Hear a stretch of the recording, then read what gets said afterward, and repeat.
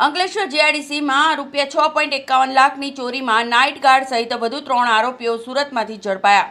Ankleshwar GIDC police સ્ટેશનમાં નોંધાયેલા એક મોટા ચોરીના ગુનામાં પોલીસે તાત્કાલિક કાર્યવાહી કરીને ગણતરીના દિવસોમાં 3 આરોપીઓની સુરત ખાતેથી ધરપકડ કરી છે। આ બનાવ તારીખ 25/8/2025ના રોજ રાત્રિના લગભગ 3 વાગ્યાના અરસામાં અંકલેશ્વર જીઆઈડીસીમાં આવેલ ડેક ઇન્ડિયા કંપનીમાં બન્યો હતો।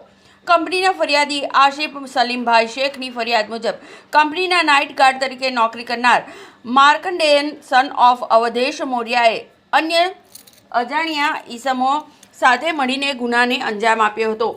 આરોપી માર્કંડેયે પોતાની પાસેની ચાવીનો ઉપયોગ કરીને પ્રોડક્શન એરિયાના શટરનું લોક ખોલ્યું હતું અને ત્યારબાદ એસએસ સર્કલ, એસએસ સ્ટેન્ડ અને સર્વિસ પ્રીમિયમ બોક્સ સહિત કુલ 6,51,865ની કિંમતનું મટીરિયલ સ્ટેમ્પામાં ભરી ચોરી કરી લીધું હતું।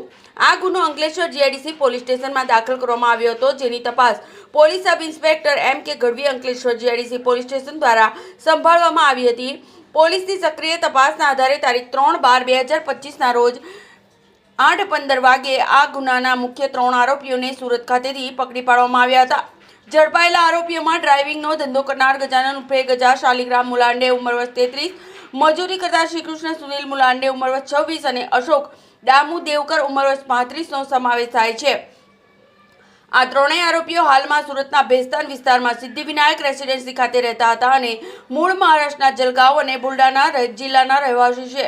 પોલીસે આ ત્રણેય આરોપીઓની કાયદેસરની ધરપકડ કરીને વધુ તપાસ અને કાયદાકીય પ્રક્રિયા માટે તેમને અંકલેશ્વર કોર્ટ કસ્ટડીમાં મોકલી આપ્યા છે। હવે પોલીસ દ્વારા ગુનાના મુખ્ય આરોપી નાઇટ ગાર્ડ માર્કંડેય મોર્યા અને ચોરી થયેલ મટીરિયલ્સની રિકવરી માટે વધુ તપાસ હાથ ધરવામાં આવી છે।